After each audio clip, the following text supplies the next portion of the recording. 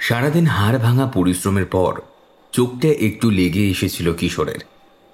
দরজায় টোকা মারার শব্দে ধর্মড়িয়ে বসে সে। ছোট এক কামরার ঘরে একা থাকে সে। বাবা মা বহুদিন হলো পরলোকগত হয়েছেন। কিশোর বিয়ে থা আর করেনি। ছোট কিপ্যাডের মোবাইলে সুইচ টিপে সময় দেখল রাত প্রায় 2টো। এত রাতে আবার কি এলো? কারোর কি কোনো বিপদ হলো নাকি আবার? 7-5 ভাবতে ভাবতে কিশোর বন্ধ দরজাটার দিকে এগিয়ে গেল। এতক্ষণ একটানা দরজায় অস্থিরভাবে কেউ টোকা দিয়ে গেলেও কিশোর দরজা খোলার ঠিক আগের মুহূর্তে সেটা হঠাৎ করে থেমে গেল। কিশোর ইতস্তত হয়ে খুলেই ফেলল দরজাটা।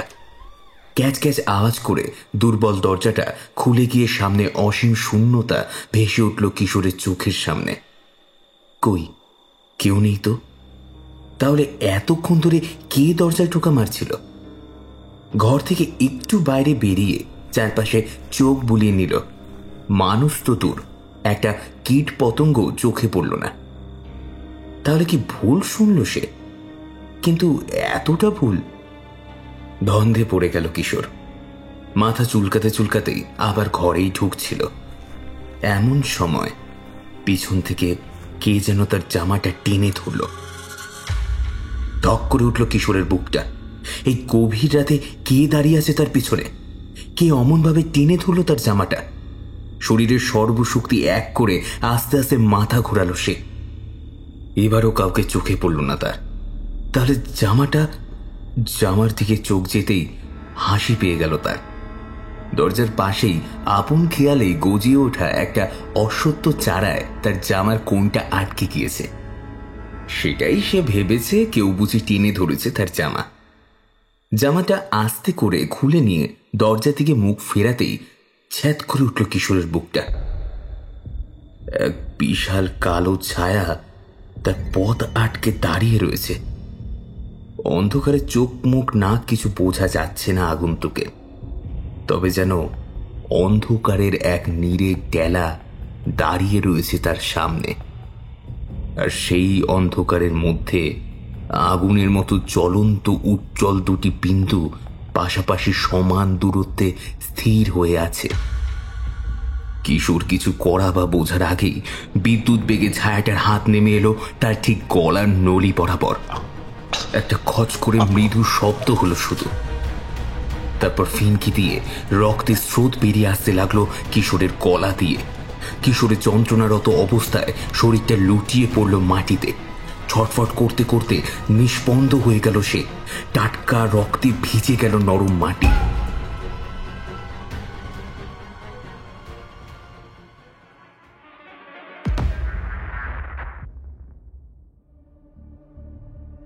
হ্যালো এভরিওয়ান, আমি দিবেন্দু দাস রয়েছি আপনাদের সাথে।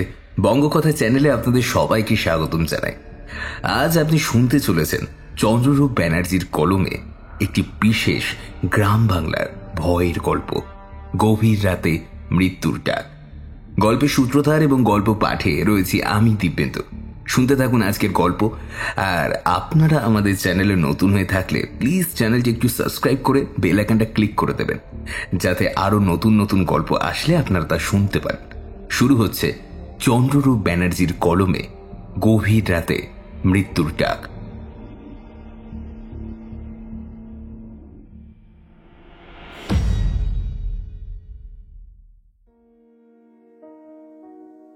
দীর্ঘদিন কেটে গেছে। কাজের চাপে শায়কের আর বাড়ির মুখ দেখা হয়নি। ব্যাঙ্গালোরের একঘেয়ে জীবনে এক গাদা মানসিক ক্লান্তি মাথায় চাপিয়ে কাজ করে চলছিল শায়ক। সেদিন সবে অফিস থেকে ফিরে এক কাপ চা হাতে টিভিটা খুলতে যাবে শায়ক, এমন সময় ফোনটা বেজে উঠল তার। কাপটা টেবিলে নামিয়ে রেখে ফোনের স্ক্রিনে চোখ রাখতেই শায়ক দেখতে পেল তাদের প্যারানর্মাল ইনভেস্টিগেশনের টিমের এক মেম্বার শুভ ফোন করেছে। প্রসঙ্গত বলে রাখা দরকার, পেশায় শায়ক একজন ইঞ্জিনিয়ার হলেও নেশায় সে একজন প্যারানর্মাল ইনভেস্টিগেটর। তার একটি নিজস্ব প্যারানর্মাল ইনভেস্টিগেশনের টিমও আছে। সদস্য সংখ্যা যদিও মোটে এখন 5, তবে তাতে তাদের পথ চলা এখনো থামেনি। বিভিন্ন সময়ে তারা বিভিন্ন জায়গায় প্রাণের ঝুঁকি নিয়ে পৌঁছে গেছে অলৌকিকের সন্ধানে। চেষ্টা করেছে রহস্যের জাল ছিন্ন করার। ফোনটা রিসিভ করতেই ওপাশ থেকে শুভর গলা পাওয়া গেল। শাকদা, আজকের নিউজ পেপারটা দেখেছো? না রে, কেন বলতো? তবে শোনো, বাঁকুড়ার ছাতনায় নাকি এক অদ্ভুত ঘটনা ঘটছে ইদানিং। রাতের দিক করে কেউ একজন এসে দরজায় টোকা দিচ্ছে। আওয়াজ পেয়ে যে দরজা খুলছে তারই মৃত্যু হচ্ছে। এবং সব থেকে ভয়ানক বিষয়টা হলো, মৃতদেহের এমন বীভৎস পরিণতি করে ছাড়ছে সেই অজ্ঞাত আততায়ী যে সেই দৃশ্য সুস্থ মানুষের পক্ষে সহ্য করা খুবই দুষ্কর। এই নিয়ে গত এক সপ্তাহে 3 জন মারা গেছে। তাদের মধ্যে 2 জন একাই থাকতো বাড়িতে। বাকি একজনের স্ত্রীর মুখ থেকে জানা গেছে তার স্বামী নাকি মাঝরাতে দরজায় টোকার শব্দ পেয়ে দরজা খুলে বাইরে দেখতে যান কে এসেছে। অনেকটা সময় পেরিয়ে যাওয়ার পরেও তিনি ঘরে না ফেরায় ভদ্রমহিলার স্বামীকে ডাকতে বাইরে যেতেই দেখতে পান তার স্বামীর মৃতদেহ কিছুটা দূরেই পড়ে রয়েছে। বিভৎস অবস্থা সে মৃতদেহের। রক্তাক্ত শরীরের বিভিন্ন অংশ নাকি খুবলে খেয়ে গেছে কেউ। পুলিশ যদিও এই বিষয়ে তদন্ত করেও এখনো পর্যন্ত কোনো সূত্রই খুঁজে পায়নি, তবে ছাতনাবাসীদের অধিকাংশই মনে করছেন এই কাজ কোনো অশুভ শক্তির। দেখ, বিষয়টা খুব ইন্টারেস্টিং, তবে এরকম সিরিয়াল কিলিং এর ঘটনা অনেক সময় ঘটে থাকে। তাই এক্ষেত্রে ঘটনাটার পিছনে যে মানুষ নেই সেটা তো হুট করে বলা যায় না। সব বিষয় ভূত প্রেত খুঁজতে যাওয়া অনর্থক। অনেক সময় সাইকোপ্যাথরা নৃশংসভাবে খুন করে বিকৃত আনন্দ লাভ করে। এক্ষেত্রেও সেরকমই হতে পারে, তবে সবটাই নির্ভর করছে অনুমানের ওপর। আবার হতেও পারে গ্রামবাসীরাও ঠিক। তাহলে একটা কাজ করো না, বহুদিন তো হয়ে গেল হাত পা গুটিয়ে বসে আছি, কোথাও যাওয়া হচ্ছে না। আর তুমিও বাংলায় পা রাখোনি কত দিন হয়ে গেল। দিন কয়েকের জন্য না হয় চলো একটু ঘুরে আসা যাক বাঁকুড়া।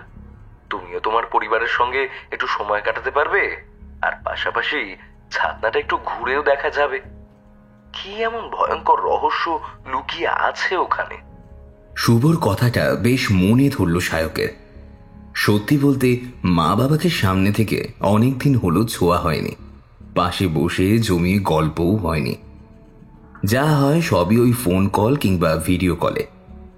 সেসবে দুধের স্বাদ ঘোলে মেটানো ছাড়া আর কি। তারাও তো ওখানে একা পড়ে রয়েছে, ছেলের ফিরতি পথের দিকে তাকিয়ে। আর ছাতনার এই ঘটনাটাও বেশ ইন্টারেস্টিং, বেশ রোমাঞ্চকর একটা অভিজ্ঞতা তো সঞ্চয় হতেই পারে এই ভ্রমণে। তুই এক কাজ কর, বাকিদের বলে রাখ রেডি হয়ে থাকতে। আমি আগামী পরশুই ফ্লাইটে কলকাতা ফিরছি। ওখানে গিয়ে একেবারে তোদের সঙ্গে বাঁকুড়ার উদ্দেশ্যে রওনা দেব। বাড়িতে এখনই আমি কিছু জানাবো না, বাড়িতে জানালে মা বাবা আবার ফালতু টেনশন করে শরীর খারাপ করবে। তার থেকে বরং বাঁকুড়ায় কদিন কাটিয়ে তারপর একেবারে বাড়ি ফিরবো। যথা আজ্ঞা বস। বাড়ি ফেরার আনন্দ হোক কিংবা রহস্যের গন্ধে, শুভর সঙ্গে হাসিতে সায়কও যোগ দিল। অফিস থেকে বেশ কয়েকদিনের লম্বা ছুটি নিয়ে সায়ক পরশু সকালের মধ্যেই ফ্লাইটে করে পৌঁছে গেল কলকাতা। রাতটা শুভর ফ্ল্যাটেই কাটিয়ে দিল সায়ক। পরের দিন দুপুরে প্রসূন গাড়ি করে ওদেরকে পিক আপ করে নিল। মাঝপথে অনিন্দিতা আর সুদেশনাকেও ওরা গাড়িতে তুলে নিল। প্রসূনের সাদা বোলেরোটা NH-19 ধরে ছুটে চলল বাঁকুড়ার উদ্দেশ্যে।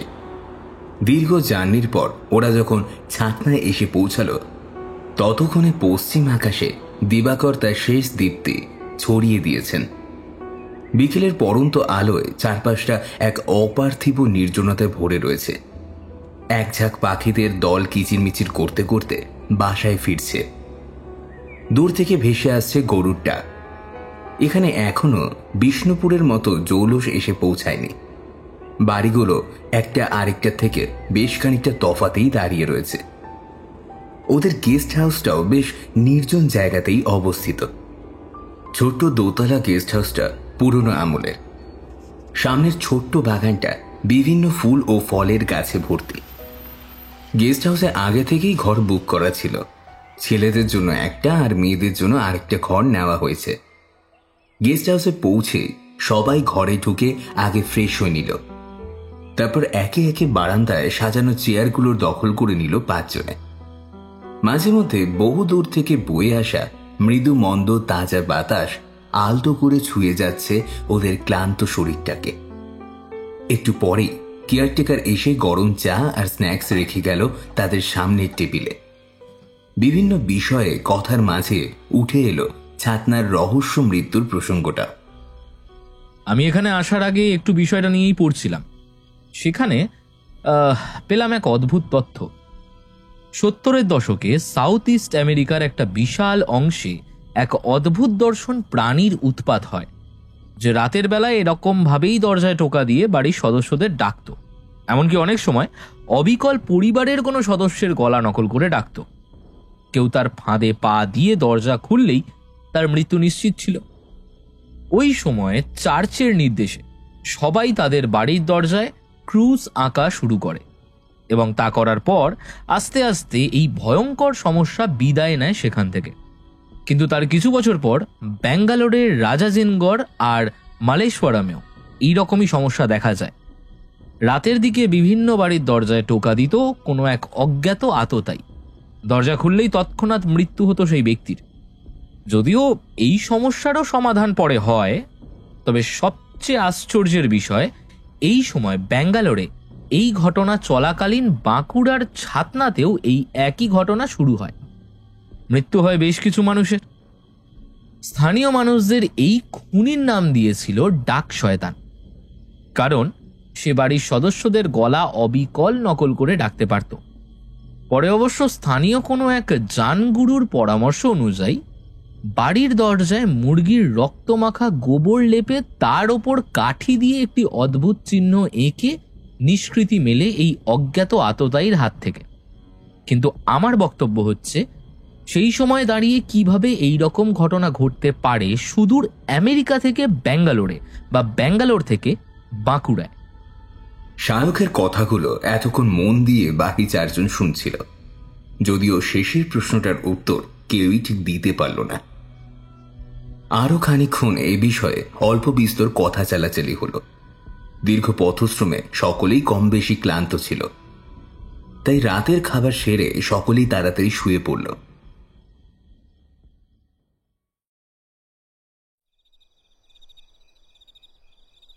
রাত তখন বেশ গভীর। হঠাৎ ঠক ঠক শব্দে ঘুমটা ভেঙে গেল প্রসূনের। ভালো করে কান খাড়া করতেই সে বুঝতে পারল শব্দটা আসছে দরজার বাইরে থেকে। কেউ যেন ধীরে ধীরে টোকা মারছে দরজায়। গলা শুকিয়ে এলো প্রসূনের। তবে কি তাদের গেস্ট হাউসেও এবার সেই বিভীষিকা হানা দিল? সে পাশে শুয়ে থাকা শুভকে ধাক্কা মেরে জাগিয়ে তুলল। শুভ বিরক্ত মুখে কিছু একটা বলতে গিয়েও থেমে গেল। শব্দটা তার কানেও গেছে। কেউ ধীরে ধীরে দরজায় টোকা দিচ্ছে। ঘরে টিম টিম করে জ্বলতে থাকা নাইট ল্যাম্পের আলোয় পরিষ্কার বোঝা গেল শুভর মুখটা ফ্যাকাশে হয়ে গেছে ভয়ে। সে তবুও সাহস সঞ্চয় করে উঠে দাঁড়ালো বিছানা ছেড়ে। তারপর এগিয়ে গেল জানলাটার দিকে।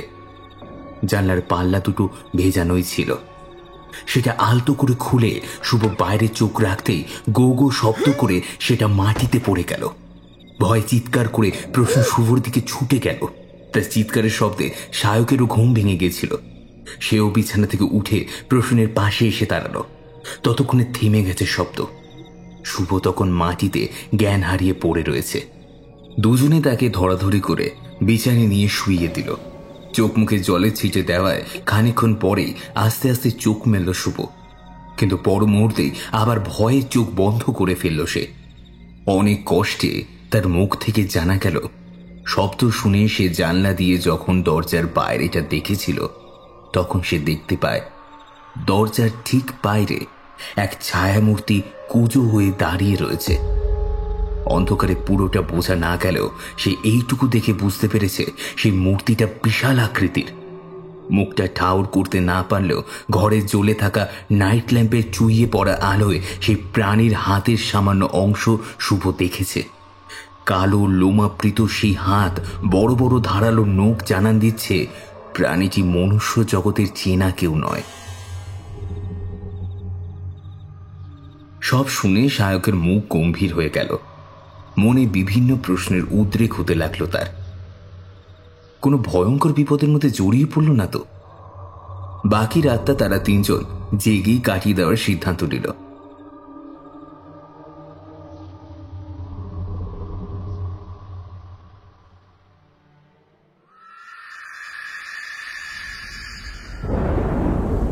বহুক্ষণ ধরে ঝিমঝিমিয়ে এক নাগারে বৃষ্টি হয়েই চলেছে, আর তার সঙ্গে পাল্লা দিয়ে বিদ্যুতের গর্জন ভেসে আসছে।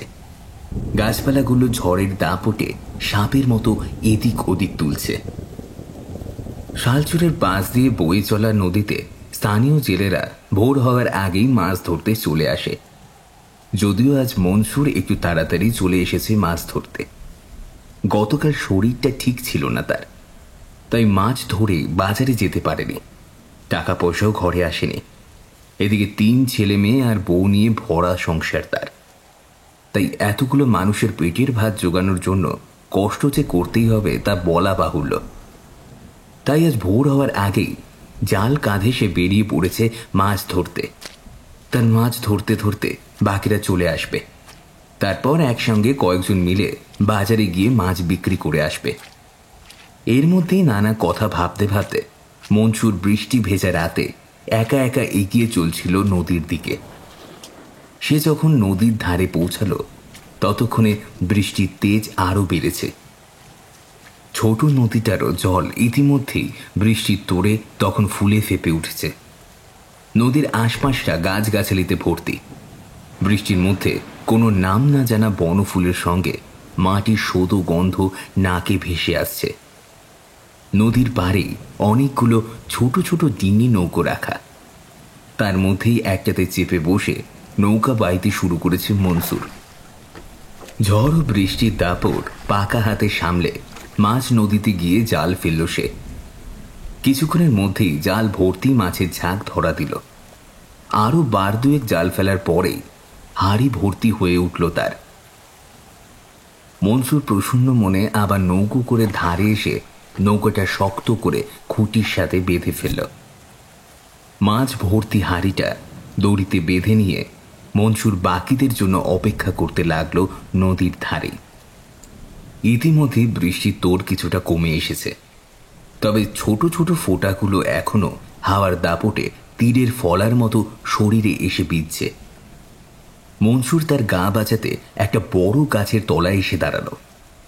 এভাবে কিছুক্ষণ কেটে যাওয়ার পর হঠাৎ পিছনের জঙ্গল থেকে একটা খসখস শব্দ ভেসে এলো। মনসুর চমকে ঘাড় ঘুরিয়ে দেখল সেখানে একরাশ জমাট অন্ধকার ছাড়া আর কিছুই নেই। মনের ভুল ভেবে সেই গাছের তলাতেই বসে পড়ল। এভাবে ক্রমশ সময় গড়িয়ে যেতে লাগলো। মাঝে একটানা বৃষ্টির ঝমঝম শব্দ ছাড়া আর কোনো শব্দই কানে এলো না। আচমকা তীব্র শব্দে চারিদিকে আলো করে খুব কাছেই কোথাও একটা বাজ পড়তে শুনল সে। সেই আলোতেই মনসুর দেখতে পেল তার ঠিক সামনেই গাছপালার মধ্যে মিশে কেউ একটা দাঁড়িয়ে আছে। তার মুখ দেখতে না পেলেও একটা জিনিস দেখে হাড় হিম হয়ে গেল তার।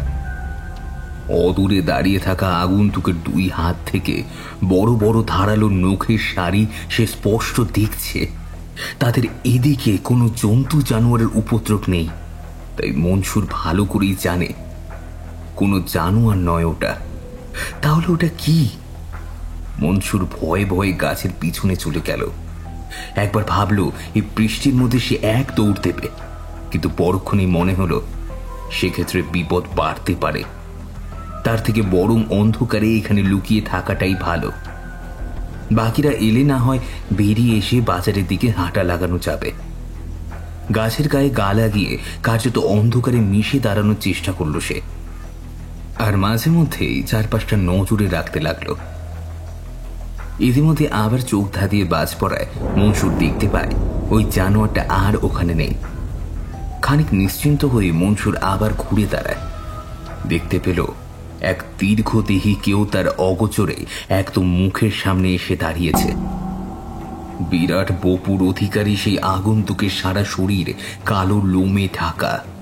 খানিকটা কুচো হয়ে দাঁড়িয়ে রয়েছে সে, 2 হাতে ধারালো নখের সারি। মনসুরের দম বন্ধ হয়ে এলো ভয়ে। সামনে সাক্ষাৎ মৃত্যুকে দেখে মনসুর ভয় পেয়ে গেল। সে কি করবে? হঠাৎ মনে পড়ল কোমরে গোজা ছোট্ট ছোড়াটার কথা। সে ভালো করেই জানে এই সামান্য ছুরি দিয়ে এই বড় দানবটাকে আটকে রাখা সম্ভব নয়। তবুও একবার বাঁচার শেষ চেষ্টা তাকে করতেই হবে। কোমরে গোজা ছোড়াটা বের করে দানবের বুক লক্ষ্য করে সে হাত তুলতেই মুহূর্তের মধ্যেই তীব্র গর্জন করে দানবটা মনসুরের হাতটা ছিঁড়ে নিল তার দেহ থেকে। যন্ত্রণায় কাতরাতে কাতরাতে রক্তাক্ত মনসুর কার্যত হামাগুড়ি দিতে দিতে পালানোর চেষ্টা করতেই সে বিশালাকার বিভীষিকা তার পা দুটো ধরে শরীরটাকে দু ভাগ করে দিল। নারী ভুঁড়ি আর রক্ত বেরিয়ে এলো এবং কাঁদার সঙ্গে মিশে থকথকে হয়ে গেল জায়গাটা। মনসুরের মাথাটা ছিঁড়ে নিয়ে সেই দানব উল্লাসে ফেটে পড়ল, তারপর জঙ্গলের মধ্যে অদৃশ্য হয়ে গেল।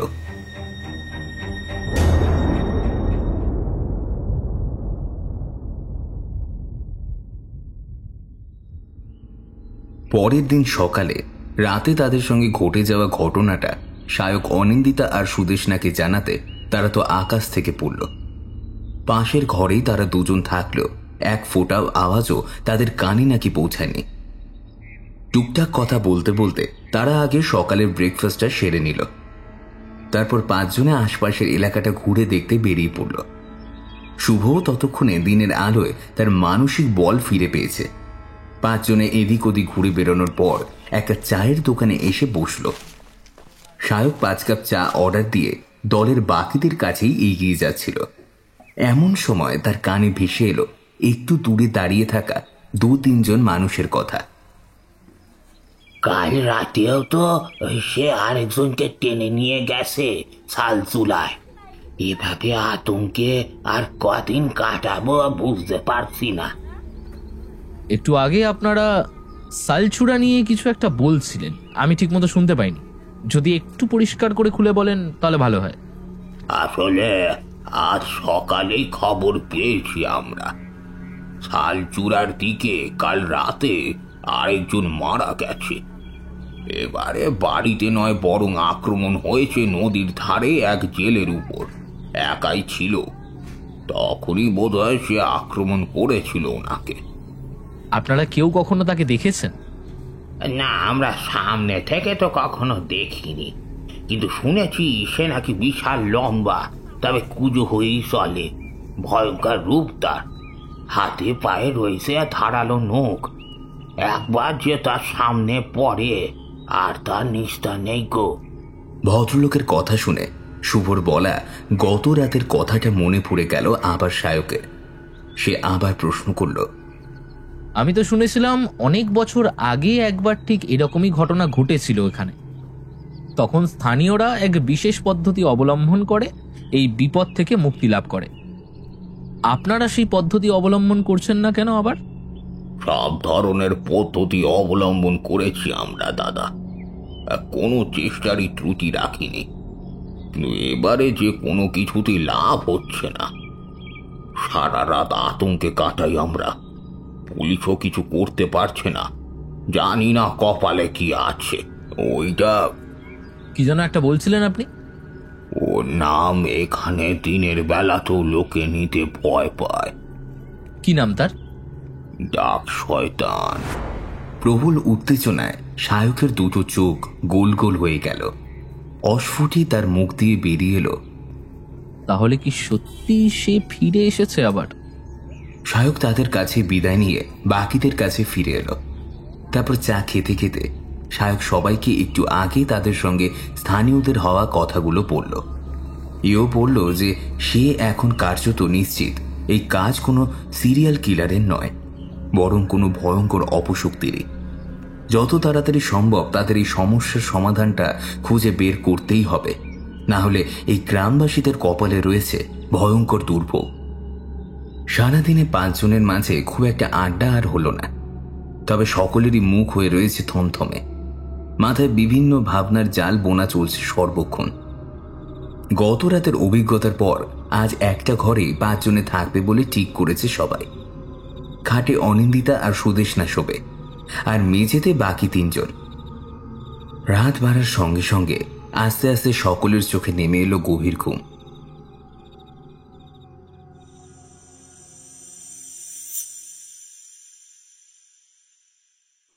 বিজনের শহরে কাপড়ের মস্ত বড় দোকান রয়েছে।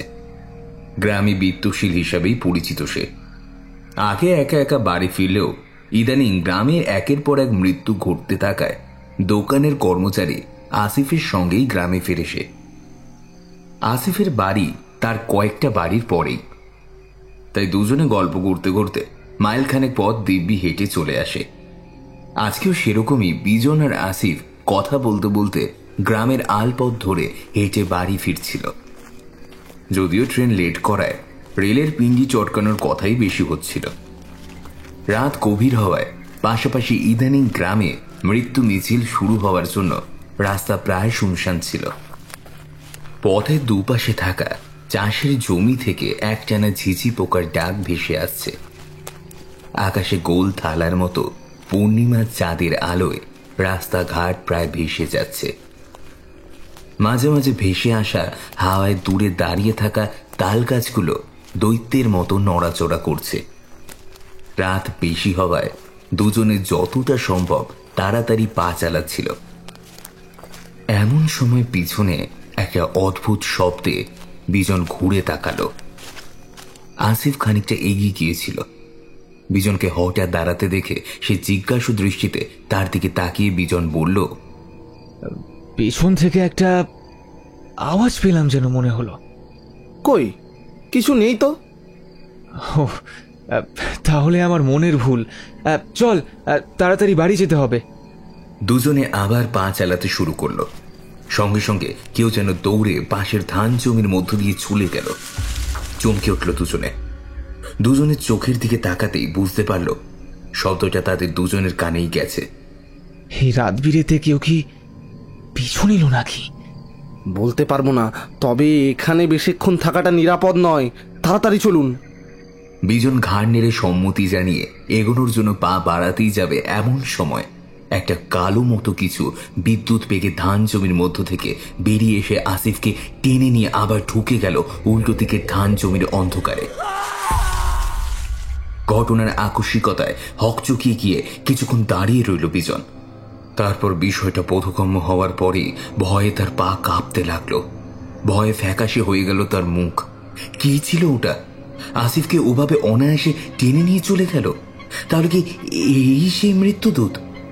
বিজন এবার তার মন আর শরীরের সর্বশক্তি এক করে দৌড়াতে লাগলো বাড়ির দিকে। দৌড়াতে দৌড়াতে হাঁপিয়ে গেল সে। হৃৎপিণ্ডটা যেন বেরিয়ে আসতে চাইছে গলা দিয়ে।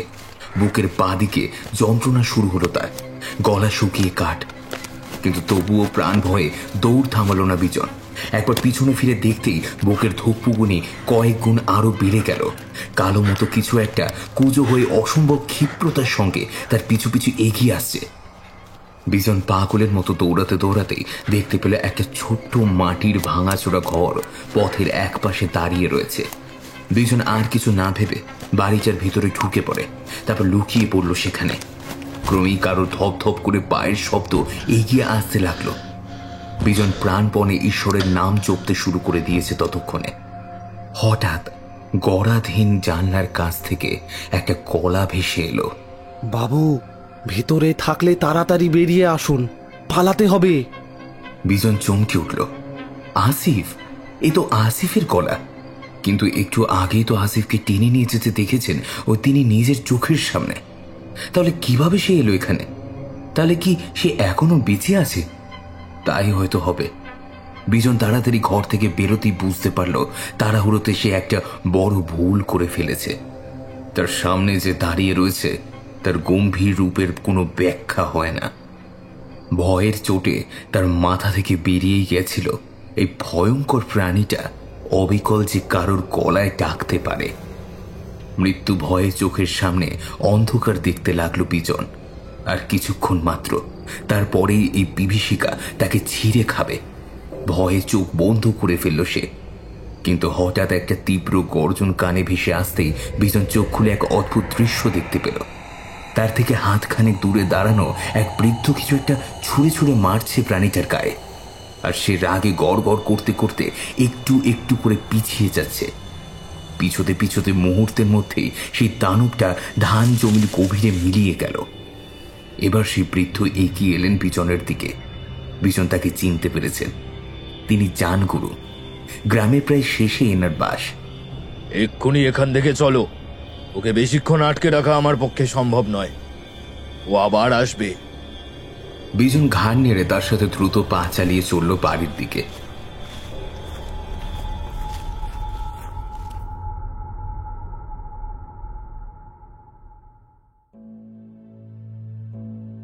একের পর এক খুন, পুলিশের দুশ্চিন্তা ক্রমাগত বাড়তেই থাকলো। ওপর মহল থেকে আসা ঘন ঘন ফোনে জেরবার হয়ে যাচ্ছেন থানার নতুন ওসি মৈনাক চক্রবর্তী। এমনিতে দাপুটে চরিত্রের হলেও ঘটনার ঘন ঘটায় মৈনাকের মাথায় হাত বসে গেছে। এতটা হতাশ বোধ হয় তিনি আগে কখনো হননি। এমন সময় হন্তদন্ত হয়ে একজন কনস্টেবল তার টেবিলের সামনে এসে দাঁড়াতেই মৈনাক তার দিকে চোখ কুঁচকে তাকালেন। স্যার, আপনার সঙ্গে একজন দেখা করতে চান, অনেকক্ষণ থেকে অপেক্ষা করছেন, পাঠাবো? পাঠিয়ে দিন। কনস্টেবল ঘাড় নেড়ে বেরিয়ে যাওয়ার কিছুক্ষণের মধ্যে 1 বছর 30-এর যুবক তার ঘরে এসে ঢুকল। মৈনাক তার মুখের দিকে তাকাতে খানিক ভ্যাবাচেকা খেয়ে গেল। সেই তরুণ ছেলেটিও তাকে দেখেছে বেশ অবাকই হয়েছে, তা তার মুখের ভাবভঙ্গি জানান দিচ্ছে। শায়ক, তুই এখানে? আদতে মৈনাক ও শায়ক কলেজ জীবনে একসঙ্গে পড়েছে। যথেষ্ট ঘনিষ্ঠ বন্ধুত্ব ছিল তাদের। কলেজ ছাড়ার পরে চাকরি পেয়ে শায়ক ব্যাঙ্গালোরে চলে যায়, আর মৈনাক পেয়ে যায় পুলিশের চাকরি। মাঝের কয়েক বছর তাদের কোনো যোগাযোগ ছিল না। আজ এত বছর পর দুই বন্ধুর হঠাৎ দেখাতে দুজনেই বেশ কিছুটা বিস্ময়ের পাশাপাশি আনন্দিতও হয়েছে। তুই এখানে কি করছিস? তোকে মিথ্যে কথা বলে কোনো লাভ নেই। বছর কয়েক হলো একটা গ্রুপ মতো তৈরি করেছি। আমি ছাড়াও আরও 4 জন আসে আমাদের গ্রুপে। বিভিন্ন রহস্যময় অপ্রাকৃতিক ঘটনার খবর পেলে আমরা ছুটে যাই সেখানে। এর আগে বেশ কয়েকটা কেস সলভ করেছি, এবারেও সেরকমই ইচ্ছা ছিল। না না, এভাবে বিপদের মুখে যেচে যাওয়াটা একদম ঠিক নয়। তোরা বরং ফিরে যা। ফিরে যাওয়ার জন্য তো আসিনি, আমি জানতামও না তোর পোস্টিং এখানে হয়েছে। আমি দেখা করতে এসেছিলাম একটু কথা বলবো বলে, এসে দেখি তুই। কি বলতে এসেছিলি? আসিফের সঙ্গে যে ছিল তার বয়ান নিশ্চয়ই নিয়েছিস। হ্যাঁ, তা তো নিয়েইছি। বিজন বলে লোকটা যে কি সব যাতা বলছে, আমার তোর একটা কথাও বিশ্বাস হচ্ছে না। চোখে দেখিসনি বলেই অবিশ্বাস করতে হবে? খামোখা মিথ্যে কথা কেন বলবে ও? কি বলতে চাইছিস? দেখ, তোরা আইনের লোক। আইন, ভূত, প্রেত, অশরীরী এইসব বিশ্বাস না করলেও পৃথিবীতে যে এরা নেই সেটা তো নয়। যদি ভগবান থাকেন তাহলে ভূত আছে, যদি শুভ থাকে তাহলে অশুভও আছে। বিজনের মিথ্যে বলে লাভ কি? তুই আমাকে যাই বোঝাস না কেন, আমার কাছে এগুলো কতগুলো গেও লোকের কুসংস্কার আর অন্ধবিশ্বাস ছাড়া কিচ্ছু নয়। আর আমি তো অবাক হচ্ছি যে তোর মতন একটা শিক্ষিত ইয়ং ছেলে এই সব বিশ্বাস করিস, আবার এই সবের পেছনে তোরা ছুটে বেড়াস। ফরেন্সিক এক্সপার্ট কি বলছে? মানে? আরে বডিটা তো ফরেন্সিকে নিশ্চয়ই পাঠিয়েছিলি, রিপোর্টে কি পেলি? এভাবে বাইরের কারোর কাছে সেটা ডিসকাস করা যায় না। তবে তুই আমার পুরনো বন্ধু, তাই তোকে বলছি। ফরেন্সিক রিপোর্টে এক অদ্ভুত তথ্য পাওয়া গেছে। এই প্রতিটা খুনের পেছনে নাকি একজনই আছে, অথচ খুনগুলো যেভাবে হয়েছে, বিশেষ করে মনসুর আর আসিফের খুনটা কোনো একজন মানুষের পক্ষে করা সম্ভব নয়। অমন দৈহিক শক্তি মানুষের থাকা প্রায় অসম্ভব। তবে আমার মনে হয় এর পেছনে কোনো একটা গ্যাং কাজ করছে, যদিও খুনগুলো করার কোনো কারণ এখনো অব্দি খুঁজে পাইনি। দেখ, বিশ্বাস করা বা না করা তোর বিষয়। আমি আমার কথাটুকু বললাম শুধু। তোর জায়গায় অন্য কেউ ওসি থাকলে তাকেও আমি একই কথা বলতাম। তুই রাগ করলি নাকি আবার? না রে, বিশ্বাস জিনিসটা যার যার নিজের, ওটা জোর করে তৈরি করা সম্ভব নয়। তবে খুব শিগগিরই তোর এই অবিশ্বাস ভাঙবে বলেই আমার বিশ্বাস। যাই হোক, আজ চলি, আবার দেখা হবে। মৈনাকে আর কিছু বলার সুযোগ না দিয়ে শায়ক বেরিয়ে গেল। শায়ক গেস্ট হাউসে ফিরতেই 4 জন ছেকে ধরল তাকে। কি হলো থানায়? আরে ওসির সঙ্গে কথা বলতে গিয়ে দেখি সে আমার কলেজ লাইফের বন্ধু। তবে ও গ্রামের মানুষের কথা বা আমার কথা বিশ্বাস করতে নারাজ।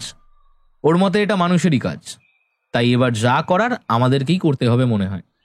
তুমি তাহলে কি করতে চাইছো? দেখ, আমাদের একটু একটু করে এগোতে হবে। আজ বিকেলে ভাবছি একবার গ্রামের জানগুরুর কাছে যাব। জানগুরুর কাছে কেন আবার? গতবার জানগুরুর পরামর্শেই এই অশুভ শক্তির বিদায় ঘটেছিল, কিন্তু এবারে কেন সেই একই পরামর্শ মেনে এই অশুভ শক্তিকে আটকানো যাচ্ছে না সেটা আমাকে ওনার কাছ থেকেই জানতে হবে। এছাড়াও হয়তো ওনার থেকে নতুন কোনো তথ্যও জানা যেতে পারে। শুভ ঘাড় নেড়ে সায় দিল তার কথায়। বাকিরাও জানালো তারাও সায়কের সঙ্গে সহমত। দুপুরে একটু বিশ্রাম নিয়ে বিকেলের দিকে 5 জনে বেরিয়ে পড়ল। তার আগে হোটেলের ম্যানেজারকে বলে একজন স্থানীয় মানুষের সঙ্গে দেখা করে নিয়েছে তারা। তিনি ওদের পথ চিনিয়ে জানগুরুর কাছে নিয়ে যাবেন। বেশ অনেকটা পথ হাঁটার পর তারা যখন জানগুরুর মাটির বাড়িটার কাছে পৌঁছালো, ততক্ষণে দিনের আলো মরে এসেছে। তাদের সঙ্গে থাকা ভদ্রলোক প্রথমে ভিতরে ঢুকলেন। মিনিট খানেকের মধ্যে তিনি বেরিয়ে এলেন আরেকজন বৃদ্ধ ব্যক্তিকে সঙ্গে নিয়ে। চুলদারি জঙ্গলে মুখ ঢাকা সেই বৃদ্ধের পরনে মলিন লাল ফতুয়া আর ধুতি, গলায় আর হাতে বিভিন্ন রং বেরঙের পুতির মালা। তবে মুখখানা বেশ মায়াময় তার। তিনি এগিয়ে আসতেই সায়ক তাকে প্রণাম করে বলল, আপনাকে বিরক্ত করার জন্য দুঃখিত, কিন্তু কিছু কথা জানার ছিল আমাদের। কি জানতে চাও? গ্রামে যে অশুভ শক্তির কুনজর পড়েছে তাকে আপনার পরামর্শ মেনে গতবার আটকানো গেলেও এবারে কেন অপ্রতিরোধ্য? তুমি এইসব জানতে চাইছো কেন? বাবা, আমরা এই ভয়ঙ্কর বিপদে গ্রামের নিরীহ নিরপরাধ মানুষগুলোর পাশে দাঁড়াতে চাই। আমরা সেই কলকাতা থেকে এসছি এখানে। পারবে না। ওই দানবকে আটকানোর ক্ষমতা কারোর নেই। যদি প্রাণে বাঁচতে চাও তাহলে কালকে গ্রাম ছেড়ে শহরে ফিরে যাও। এই গ্রাম খুব তাড়াতাড়ি প্রাণহীন হবে। কিন্তু সত্যি কি কোনো উপায় নেই এই অশুভ শক্তিকে আটকানোর? আমি নিজেও জানি না। আজ থেকে বহু বছর আগে ওই দানব যখন এই গ্রামে মানুষ মারতে শুরু করেছিল, তখন আমি গ্রামের মানুষদের একটা উপায় বাতলে দিয়েছিলাম। কাজে দিয়েছিল আমার কথা। পালিয়ে গিয়েছিল ওই দানব, কিন্তু এবারে ওই দানবকে কিছুতেই আটকানো যাচ্ছে না। আমি কি কম চেষ্টা করেছি? সারা জীবন ধরে যতটুকু জেনেছি তার সবটা উজাড় করে দিয়েও কিচ্ছু করতে পারিনি। কোনো পথ খোলা নেই আর। রাত বাড়ছে, তাড়াতাড়ি ফিরে যাও। এই দানব আস্তে আস্তে সবাইকে শেষ করে দেবে। বৃদ্ধের বাকি কথাগুলো অস্পষ্ট হয়ে গেল। সায়ক হতাশ সূচক একটা শব্দ বের করে বাকিদের উদ্দেশ্যে বলল, আর কি, চল ফেরা যাক, রাত বাড়ছে। 5 জনে গেস্ট হাউসে ফেরার পথ ধরল। রাতে ওদের মধ্যে যদিও আর এই বিষয়ে বিশেষ কোনো কথাই হলো না, তবে সকলেই যে কম বেশি হতাশ হয়েছে সেটা স্পষ্ট বোঝা গেল। আজ বরং তাড়াতাড়ি খাওয়া দাওয়া সেরে সকলে ঘুমাতে চলে গেল। রাত তখন অনেক। সায়কের ঘুমটা হঠাৎই ভেঙে গেল। কারণটা ঠিক প্রথমে আন্দাজ করতে না পারলেও পরে শুনতে পেল গেস্ট হাউসের ঠিক পেছন দিক থেকে একটা গোঙানির আওয়াজ ভেসে আসছে। কেউ যেন প্রচন্ড কষ্টে গোঙাচ্ছে অবিরত। পাশে শুয়ে থাকা প্রসূন আর শুভর দিকে চোখ পড়তেই সায়ক দেখল তারাও চোখ খুলে ফেলেছে। তার মানে ওরাও শুনতে পেয়েছে আওয়াজটা। কিসের আওয়াজ বলতো প্রসূন? কি জানি সায়কদা, ব্যাপারটা আমার ভালো ঠেকছে না। চুপ করে শুয়ে থাকাই শ্রেয়। কি বলছিস তুই এসব? আমরা কি এখানে হাত গুটিয়ে বসে থাকার জন্য এসেছি? স্পষ্ট শুনতে পাচ্ছি কেউ একজন প্রচন্ড কষ্টে গোঙাচ্ছে, আর আমরা এখানে চুপ করে বসে থাকবো? তোরা বসে থাকলে থাক, আমি দেখতে যাচ্ছি। তুমি কিভাবে ভাবলে সায়কদা তোমাকে এইরকম একটা পরিস্থিতিতে আমরা একা ছেড়ে দেব? চলো, আমরাও সঙ্গে যাচ্ছি। 3 জনের বাক্য বিনিময়ের মাঝে ততক্ষণে অনিন্দিতা আর সুদেষ্ণারও ঘুম ভেঙে গিয়েছিল। তারাও এক প্রকার জোর করেই 3 জনের সঙ্গ নিল। গুটি গুটি পায়ে টর্চ জেলে 5 জনের শব্দের উৎসর দিকে এগিয়ে চলল। কিছু দূর এগিয়ে যেতেই সায়ক বুঝতে পারল সে ঝোঁকের বসে একটা মারাত্মক ভুল করে বসেছে।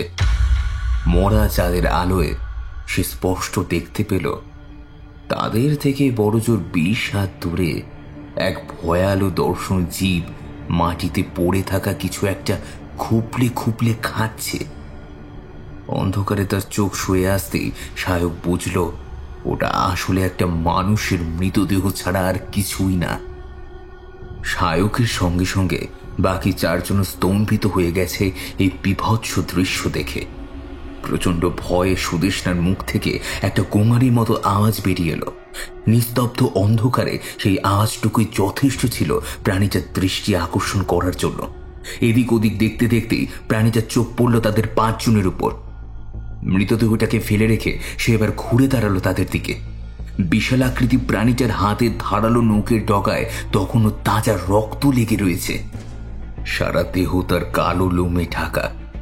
বিভৎস মুখের ঠোঁটের দুপাশ থেকে গড়িয়ে পড়ছে রক্তের ফোঁটা। হা হয়ে থাকা মুখের ভিতরে উকি মারছে তীক্ষ্ণ দাঁতের সারি। 2 চোখ অস্বাভাবিক জ্বলজ্বল করছে তার। নাকের কাছটা শুধু 2টো ছিদ্র রয়েছে। একটু কুঁজো হয়ে দাঁড়িয়ে রয়েছে সে।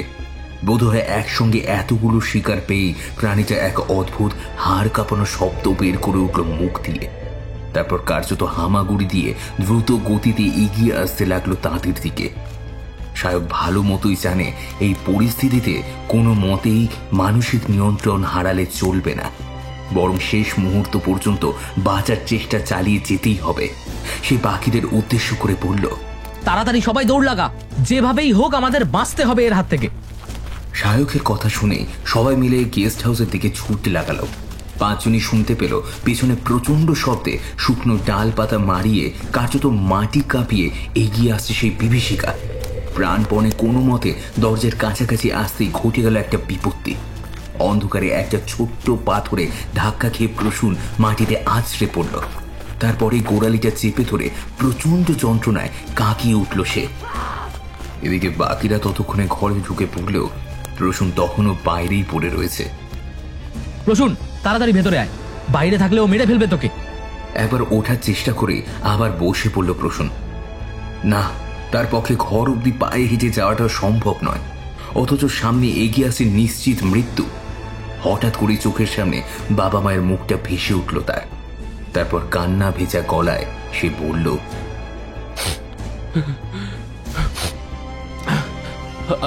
আমাকে নিয়ে তোমরা ভেবো না, তোমরা তাড়াতাড়ি দরজাটা বন্ধ করে দাও, না হলে পিশাচটা তোমাদেরকেও ছাড়বে না।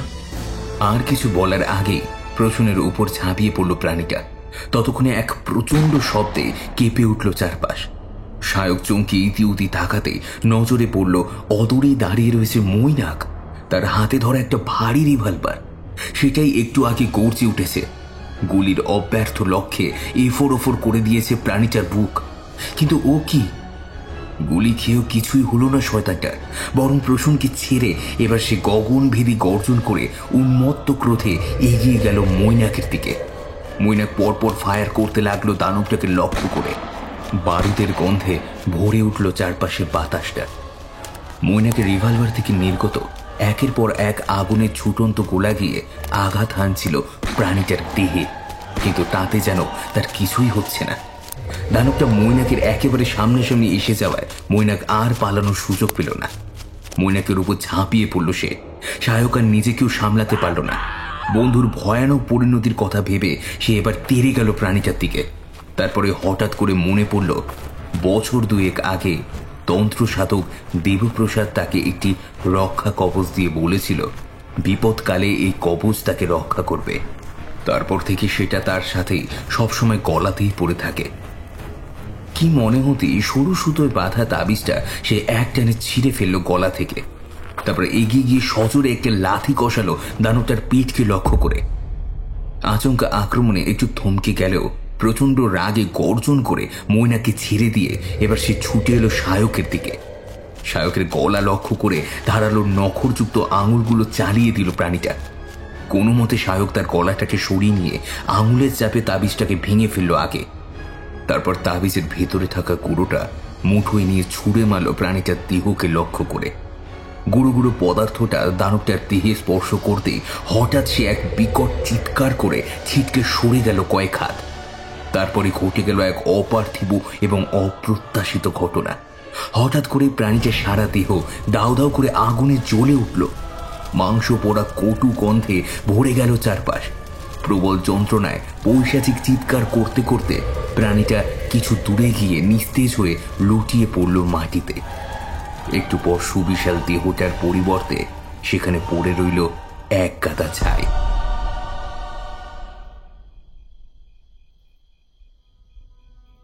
মৈনাক এই যাত্রায় বেঁচে গেছে। তার পায়ের একটা অংশের মাংস খুবলে নিয়েছিল প্রাণীটা। তাকে ঘরে নিয়ে গিয়ে ক্ষত জায়গাটায় ব্যান্ডেজ করে দিল সুদেশনা। একটা স্বস্তির নিঃশ্বাস ফেলে ধপ করে মাটিতে বসে পড়ল সায়ক। সাধক দেবপ্রসাদের প্রতি একরাশ কৃতজ্ঞতায় মন ভরে উঠল তার। কপালে হাত ঠেকিয়ে তার উদ্দেশ্যে প্রণাম জানালো সে। তারপর সায়ক উঠে গিয়ে মৈনাককে জিজ্ঞেস করতেই জানতে পারল মৈনাক একা একাই বাইক নিয়ে রাতে গ্রাম টহল দিতে বেরিয়েছিল। সায়কদের গেস্ট হাউসের পাশ দিয়ে যাওয়ার সময় হঠাৎই চিৎকার চেঁচামেচি শুনে ভিতরে আসতেই দেখে এই কাণ্ড। সায়ক উজ্জ্বল মুখে মৈনাকের পিঠটা হালকা করে চাপড়ে দিল। ততক্ষণে রাত্রির সমস্ত কুলসতা ধুয়ে ভোরের আকাশে আস্তে আস্তে ফুটে উঠেছে প্রভাকরের পবিত্র আলো।